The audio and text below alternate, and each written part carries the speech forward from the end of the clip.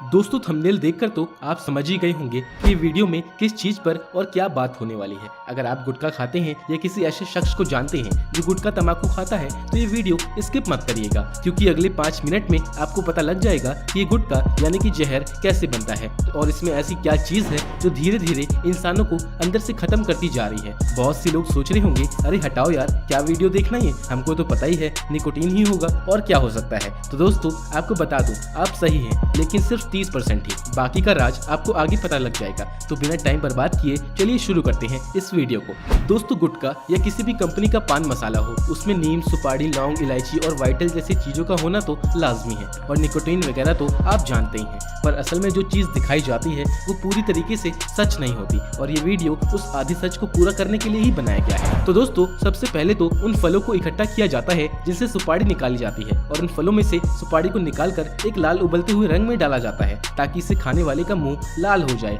और आपको बता दूं, ये पानी बहुत जहरीला होता है। जब कलर पूरे तरीके से मिल जाता है फिर उसके बाद महिलाओं द्वारा इसे सुखाया जाता है। सूखने के बाद इन्हें बारीक से बारीक टुकड़ों में तोड़ लिया जाता है। अब दोस्तों इतना सब कुछ होने के बाद इसमें कत्था, चूना और अपने ब्रांड के हिसाब से फ्लेवर मिलाया जाता है। अब इसके बाद बारी है उस खतरनाक चीज की जिसे बहुत कम ही कंपनी दिखाती है और दिखाए भी कैसे, उन्हें अपने माल को बेचकर पैसे जो कमाने हैं। तो दोस्तों गुटखे की सबसे खतरनाक चीज है इसमें डला हुआ कांच का पाउडर, जो जबड़ों में खरोच लगने की असली वजह बनता है। और इन सब के बाद जब गुटखे का निकोटीन उन जख्मों पर लगता है तो झंझनाहट महसूस होती है और इसी से नशा होता है। दोस्तों आपको क्या लगता है, ये कांच का पाउडर सिर्फ जबड़े तक ही रहता होगा? अगर आप ऐसा सोच रहे हैं तो आपको बता दूं, कांच का ये पाउडर हमारी बॉडी में लीवर, इंटेस्टाइन यानी कि आंतों के साथ साथ गुर्दे यानी कि किडनी को भी खराब करते हैं। जानकारी के लिए बता दें कि खरोच लग कर एक वक्त ऐसा आता है कि वो इंसान किसी काम लायक नहीं रह जाता और कैंसर जैसी खतरनाक बीमारियों का शिकार होकर अपने परिवार को दुख और परेशानी में डालने की वजह बनता है। दोस्तों गुटखे के साथ साथ दुनिया में लोग और भी चीजों का सेवन करते हैं, जैसे कि बीड़ी, सिगरेट, अल्कोहल,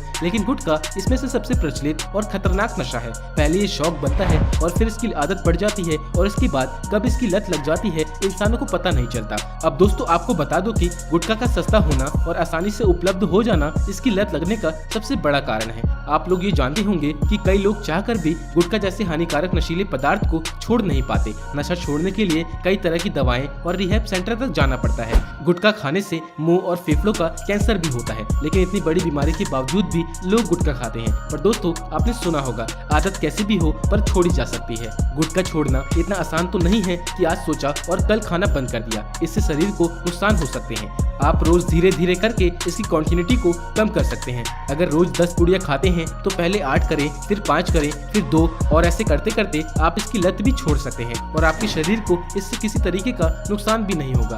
अब दोस्तों गुटखा छोड़ने का दूसरा एक तरीका ये भी है कि बाजार से आप माउथ फ्रेशनर गोलियां ले आए, जब तलब लगे तो मुंह में डाल लें। वो क्या है कि गुटखा खाने वालों को मुंह में कुछ न कुछ रखने और चबाने की आदत हो जाती है। ऐसे में जब तलब लगे तो माउथ फ्रेशनर मुंह में डाल लें, इससे हमारी सांसों की बदबू भी नहीं आएगी और तलब भी धीरे धीरे कम होती जाएगी। इसके अलावा एक तरीका और भी है, लेकिन कम ही लोग इसके बारे में जानते होंगे। दोस्तों जो लोग गुटखा छोड़ना चाहते हैं वो अपनी जेब में खुले पैसे बिल्कुल ना रखें। इससे अगर आपको गुटखा खाने का मन भी करेगा तो आप बड़ा नोट 2 रुपए, 5 रुपए के लिए तोड़वाना मुनासिब नहीं समझोगे। आपका इस आइडिया के बारे में क्या ख्याल है मुझे कमेंट में जरूर बताना। तो दोस्तों ये तो बात हो गई गुटखे की। अब हानिकारक चीजों की बात हो ही रही है तो अब ये भी जरा देख लीजिए कि रॉयल स्टैग दारू कैसे बनती है। मैं दावे के साथ कह सकता हूँ कि अगर आपने इसे बनते हुए देख लिया तो आप इसे पीना तो दूर की बात, इसकी तरफ देखना भी छोड़ देंगे। दोस्तों आज के समय में इंडिया में बस 4 जगह ही इसका मैन्युफैक्चरिंग होता है, कोलकाता, मुंबई, गुरुग्राम और दामन। रॉयल स्टैग को बनाने के लिए गेहूं, जौ और मक्का का इस्तेमाल किया जाता है।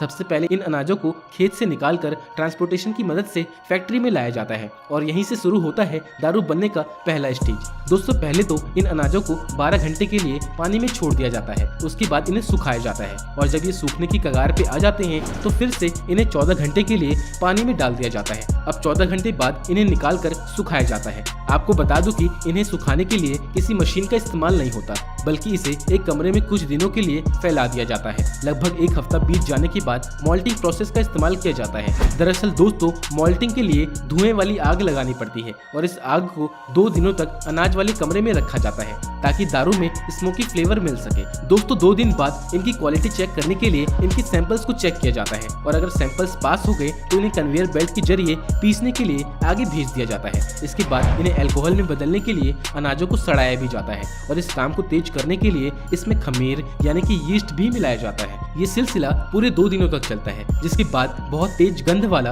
अल्कोहल स्प्रिट मिलता है। और दोस्तों जहाँ तक बात रही रॉयल स्टैग की, तो ये एक तरह की स्कॉच विस्की है, इसीलिए इसके बनने के बाद इसे 3 साल तक वेयर हाउस में स्टोर करके रखा जाता है। दोस्तों नॉर्मल विस्की तो यूं ही मार्केट में मिल जाती है और रॉयल स्टैग एक स्कॉच विस्की है, इसीलिए इसे 3 साल बाद ही पैक किया जाता है। और विस्की या शराब पीने वालों को पता ही होगा, जो शराब या विस्की जितनी साल पुरानी होती है उसमें उतना ही भर के नशा होता है। अब दोस्तों जैसे कि आपको पता होगा, शराब सीधे खून में असर करती है और ये गुटखे की तरह किसी अंग को नहीं बल्कि पूरी बॉडी को ले डूबती है। आपको बता दूं कि कुछ लोगों का मानना है कि शराब से इंसानों की त्वचा यानी कि स्किन अच्छी हो जाती है।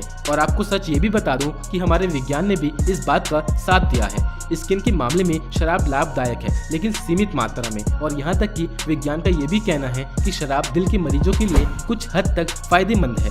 लेकिन दोस्तों इसका ये बिल्कुल मतलब नहीं बनता कि एक इंसान ज्यादा से ज्यादा शराब पिए, क्योंकि इसकी बर्बादी के कारण इतने हैं कि मैं आपको गिनवा भी नहीं सकता। और आप भी बेहतर जानते होंगे कि कैसे ये हमारी बॉडी के ऑर्गन्स को खराब कर सकती है। आपको बता दूं कि लीवर एक टाइम पे सिर्फ 15 ग्राम शराब को ही एनर्जी में बदल सकता है, बाकी की शराब खून में मिलकर बॉडी को सिर्फ और सिर्फ खराब करती है। मुझे तो ये समझ नहीं आता कि लोगों को पता है कि ये चीजें इनके लिए हानिकारक हैं, फिर भी ना जाने कैसे वो उसे पीते हैं। दोस्तों इसके लिए मैंने एक लाइन भी पढ़ी थी, पियो लेकिन शौक से, लत से नहीं। अब दोस्तों अगर आप गौर करें कि ये दुनिया किधर जा रही है, तो आपको भी दिखेगा अच्छी चीजों से ज्यादा बुरी चीजों को बनाने वाला कमा रहा है, जो कि इस बात का संकेत देती है कि दुनिया में अच्छाई से लाख ज्यादा बुराई है। अब दोस्तों कोरोना वायरस का ही उदाहरण ले लेते हैं। वायरस से बचने के लिए स्कूल, कॉलेज, ऑफिस सब कुछ सालों तक बंद रहा, लेकिन फिर भी नशा करने वाली चीजें लोगों तक आसानी से पहुंच रही थी। तो दोस्तों मेरी आपसे रिक्वेस्ट है कि इन चीजों की लत ना पालें, और अगर लत है तो इसे छोड़ने की पूरी कोशिश करें, क्योंकि ये सिर्फ आपके लिए ही अच्छा नहीं होगा,